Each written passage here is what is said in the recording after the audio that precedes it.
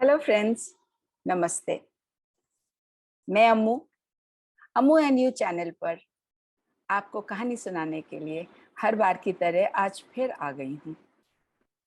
आज हर बार की तरह मेरी बड़ी पसंदीदा कहानी है। बहुत ही सुप्रसिद्ध लेखिका शिवानी जी के कलम द्वारा लिखी गई ये कहानी सती आप लोगों ने शायद पढ़ी होगी, नहीं पढ़ी होगी तो चलिए मैं आपको ये कहानी सुनाती हूँ। सती। शिवानी जी की ज्यादातर कहानियां स्त्री प्रधान होती हैं और आज भी इस कहानी में भी सभी पात्र स्त्री ही हैं, नारी ही है। तो चलिए सुनते हैं सती। गाड़ी ठसाठस भरी थी। स्टेशन पर तीर्थयात्रियों का उफान सा उमड़ रहा था। एक तो माघ की पुण्यतिथि में अर्धकुंभी का मेला, उस पर प्रयाग का स्टेशन। मैंने रिजर्वेशन स्लिप में अपना नाम ढूंढा और अन्य 3 नामों की भी सूची देखी। चलिए, तीनों महिलाएं ही थी। 2 महिलाएं आ चुकी थी। एक, जैसा कि मैंने नाम से ही अनुमान लगा लिया था, महाराष्ट्रियन थी और दूसरी पंजाबी। तीसरी मैं थी और चौथी अभी तक आई नहीं थी। मैं एक ही दिन के लिए बाहर जा रही थी, इसी से एक छोटा सा बटुआ ही साथ में था। आसपास बिखरे दोनों महिलाओं के भारी भरकम सूटकेस, स्टील के बक्स और मेरू पर्वत से ऊंचे ठसे कसे हुलडॉल देखकर मैंने अपने को बड़ा ही हल्का फुल्का महसूस किया। एक महाराष्ट्र की लग रही थी और दूसरी पंजाब की। मेरा अनुमान सही था। पंजाब के एक विस्थापित स्त्रियों के लिए बनाए गए आश्रम की संचालिका थी वो हमारी दूसरी सहयात्री। हाल ही में विदेश से लौटी थी और लखनऊ की किसी समाज कल्याण गोष्ठी में भाग लेने जा रही थी। समाज सेविकाओं में उनका नाम अग्रणी था। महाराष्ट्रीय महिला स्वल्प भाषिणी सुंदरी प्रौढ़ा ने हम में से किसी को भी मैत्री का हाथ बढ़ाकर प्रोत्साहित नहीं किया था। हाथ की मराठी पत्रिका को पढ़ती स्वयं ही मुस्कुराती जा रही थी और कभी गहरी उदासी से गर्दन मोड़ लेती थी। गाड़ी ने सीटी दी और ठीक उसी समय हमारे साथ की चौथी महिला ने डिब्बे में प्रवेश किया। गाड़ी मानो उन्हीं के लिए रुकी थी। डांट डपट की फुफकारे छोड़ती गाड़ी चली और उसी धक्के के साथ वे महिला भद्द से सीट पर लुढ़क पड़ी। उनके हाथ में बेत की बनी एक छोटी सी टोकरी थी और कांख में चौकोर बटुआ दबा था। हम तीनों की ही दृष्टि उस चौथी पर आबद्ध हो गई। हमारा घूरना उन्होंने भांप लिया। केम्बेन, बहुत लंबी हूं ना मैं? वह हंसी।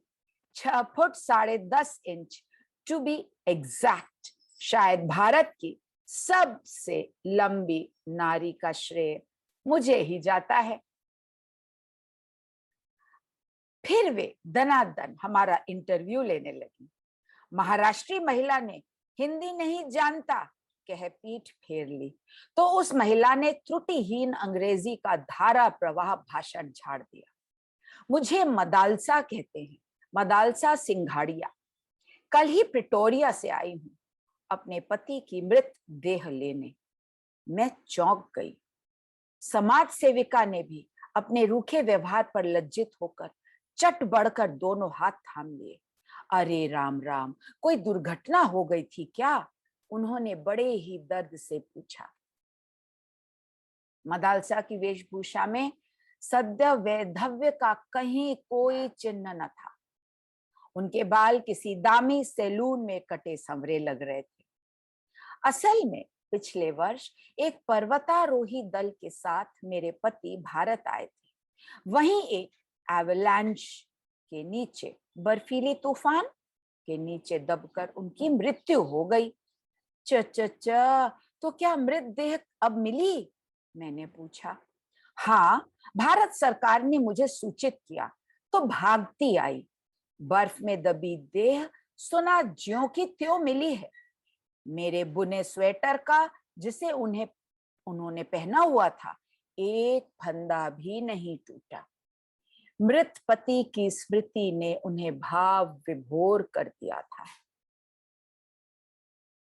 तो क्या आप अब अपने हस्बैंड का डेड बॉडी लेकर प्रेटोरिया फ्लाई करेगा? महाराष्ट्री महिला ने पूछा। नहीं बेन, मदालसा सीट पर लेट गई तो लगा एक लंबे खजूर का कटा पेड़ ढह गया। एक लंबी सांस खींचकर उन्होंने कहा, मैं असल में सती होने भारत आई हूं। हम तीनों को एक साथ अपने इस उत्तर का क्लोरोफॉर्म सूंघा सती ने एकदम आंखें मूंद ली, जैसे वह चाह रही थी कि अब हम उन्हें शांति से पड़ी रहने दें। ऐसा भी भला किसी ने सुना था इस युग में? सुस्पष्ट उच्चारण में अंग्रेजी बोलने वाली 6 फुट 10.5 इंच की यह काया कल बर्फ में दबी पति की 1 साल बासी लाश को छाती से लगा जल भुनकर खाक हो जाएगी? नहीं, आपको ऐसी मूर्खता करने का कोई अधिकार नहीं है। यह एक अपराध है। क्या आप यह नहीं जानती? खादीधारी पंजाबी महिला उठकर मदलसा के सिरहाने बैठ गई। ऐसे गंभीर भाषण की गोलाबारी झाड़ने लगी जैसे चिता सचमुच प्रज्वलित हो चुकी है और सती लपटों में कूदने को तत्पर।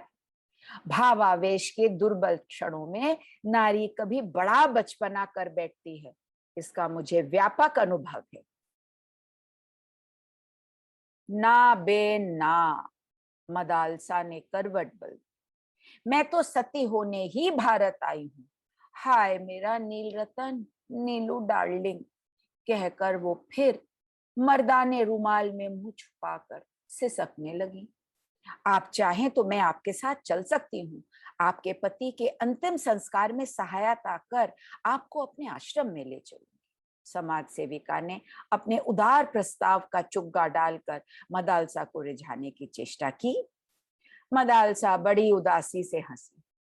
धन्यवाद बेन, पर ब्रह्मा भी अब मुझे अपने निश्चय से नहीं डिगा सकते।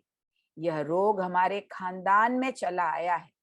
मेरी पर नानी ने तो राजा राम मोहन राय और सर विलियम बेंटिक को भी घिस्सा देकर सती हो गई थी।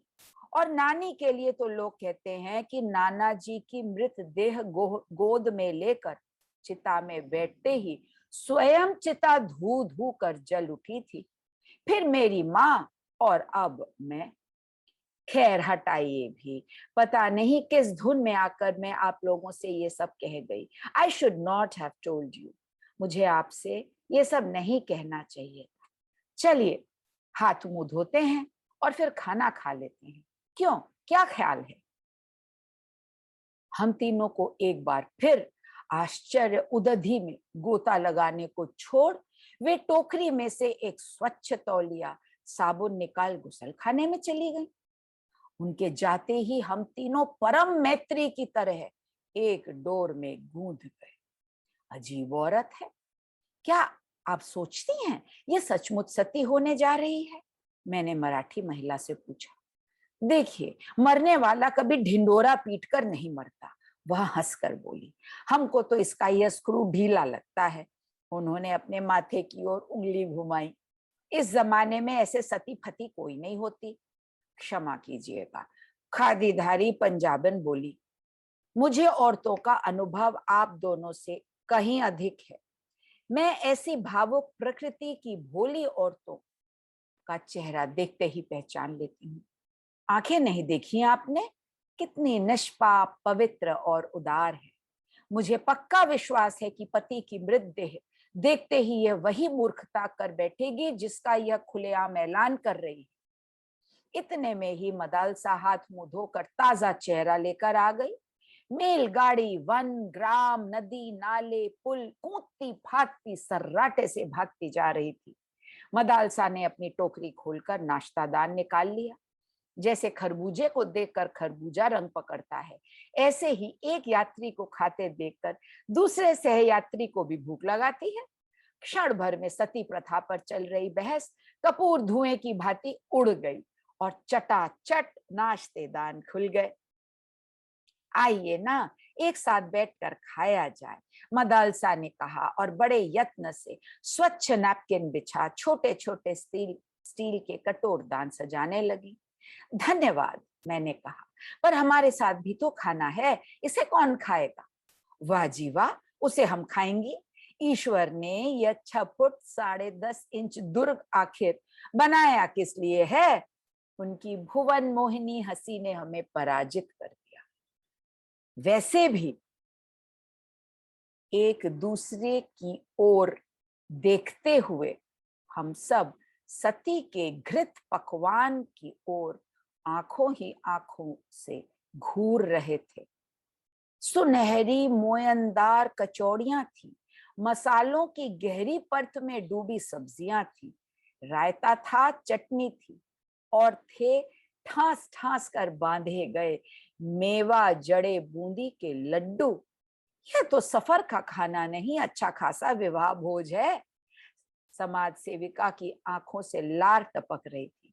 बड़ा हैवी खाना खाने लेकर चली हैं आप, उन्होंने कहा और टूट पड़ी कचौड़ियों पर।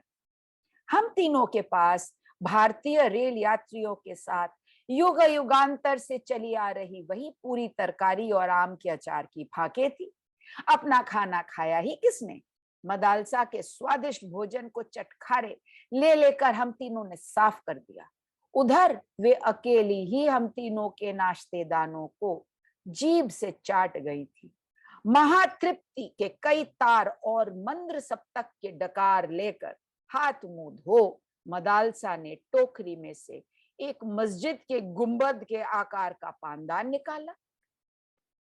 यह मेरे नीलू ने मुझे बगदाद से लाकर भेंट किया था। उसे पान बेहद पसंद थे। इसी से एक ढोली मघई पान और यह पानदान लेकर ही कल चिता में उतरूंगी। इसी शहीदाना अदा से हम तीनों को घायल कर उन्होंने केवड़ा, इलायची और मैनपुरी सुपारी से ठसा बीड़ा थमाया। चलो जी, अब सो जाओ सब। आज इस पृथ्वी पर मेरी यह अंतिम निद्रा है बेन, बहस व्यर्थ है। चलो गुड नाइट, और बहुत प्यारे प्यारे सपने दिखे हम तीनों को, हम चारों को। सचमुच ही उसकी शुभकामनाओं ने जादू सा असर किया। ऐसी नींद तो पहले कभी आई ही नहीं थी। और सपने पूछिए नहीं, कभी लगता जगमगाते आभूषणों के ढेर में गोते खा रही हूं। हीरे के हारों से गर्दन टूटी जा रही है, बाजूबंद अंगूठियों के भार से हड्डियां खिसकी जा रही हैं। और साड़ियां, क्या क्या रंग है, कैसा चिकना रेशम। साड़ियों के विशाल उदधि में रंगीन कीमती साड़ियों की तरंगे रह रहकर उठ रही। इससे प्यारे सपने और क्या देख सकते थे? पर सपनों का अंत भी समुद्र के ज्वार भाटे की ही भांति हुआ। वास्तविकता की अंतिम तरंग ने पटाख से हम तीनों को धोबी पछाड़ दी। आंखें खोली तो सती गायब थी। हाय मेरे स्टील का बक्स! मिसेस बनोलकर बर्थ से उतरते ही लड़खड़ा गई। उसमें तो मेरे विवाह का जड़ाऊ सेट था। लगता है वह सती की बच्ची हमें कुछ विष खिला गई। सिर फटा जा रहा है, उनका गला भर्रा गया। हाँ ठीक ही तो कह रही थी, मुझे कोई जैसे सावन के झूले की ऊंची ऊंची पेंगे दे रहा था। पूरा डिब्बा गोल गोल घूम रहा था। पंखे के चारों ओर बल्ब, बल्ब के चारों ओर छत, और छत के इर्द गिर्द कई रेशमी साड़ियां और भारी भारी आभूषण। पहले स्वयं मैं लट्टू से घूम रही थी। कभी जी में आ रहा था जोर जोर से हंसू, कभी दहाड़े मारकर रोने को तड़प रही थी। बहुत पहले एक बार भाभी ने भंग खिलाकर ऐसी ही व्यवस्था कर दी थी। सुना गया है कि कुकर मुत्तों को पीसकर बनाया गया विष भी ऐसे ही मीठे सपने दिखाता है। उनको खाते ही गहरी नींद आ जाती है, जो कभी कभी दिनों तक नहीं टूटती। मीठे सपने दिखा सजग मनुष्य को अर्ध विक्षिप्त सा कर देने वाला यह अवश्य वही विष होगा। समाज सेविका दोनों हाथों से सिर थामे बिलख रही थी। हाय मैं तो लुट गई। मेरे सूटकेस में आश्रम का 10,000 रुपया था, और मैं सहसा गोल गोल घूमते रेल के डिब्बे में गोल घूमते मेरे दिमाग ने मुझे सूचित किया, तुम्हारा बटुआ ले गई बटुआ। और ले भी क्या जाती, सामान तो कुछ था नहीं, 55 रुपए मात्र थे और एक फर्स्ट क्लास का वापसी टिकट। सूती की चिता में कपड़े पहने सती की चिता में मैं यही सामान्य सी घृताहुति दे पाई। चेन खींचकर गाड़ी रोकी गई। सचमुच ही समाज सेविका को पुलिस को खबर देनी पड़ी, पर सती को बचाने के लिए नहीं, पकड़वाने के लिए। पर कहना व्यर्थ है, आज तक पुलिस उस सती मैया के फूल नहीं चुन पाई। क्या खूब कहानी लिखी है, कितना मजेदार कहानी का अंत है। कहानी अच्छी लगी हो तो मित्रों लाइक शेयर सब्सक्राइब करिएगा और बेल आइकॉन को प्लीज प्रेस करिएगा। इससे अमू एंड यू चैनल की सारी खबरें आपको मिलती रहेंगी। कहानी कैसी लगी आप कमेंट्स में अगर लिखेंगे मुझे पाकर बहुत खुशी होगी। आपके सारे सुझाव सर आंखों पर। मुझे आपके सुझाव और आपके कमेंट्स पाकर उनका उत्तर देना बहुत अच्छा लगता है। कहानी सुनने के लिए बहुत बहुत धन्यवाद। दूसरी कहानी लेकर मैं जल्दी ही फिर हाजिर होंगी। तब तक के लिए स्वस्थ रहिए, खुश रहिए। नमस्ते।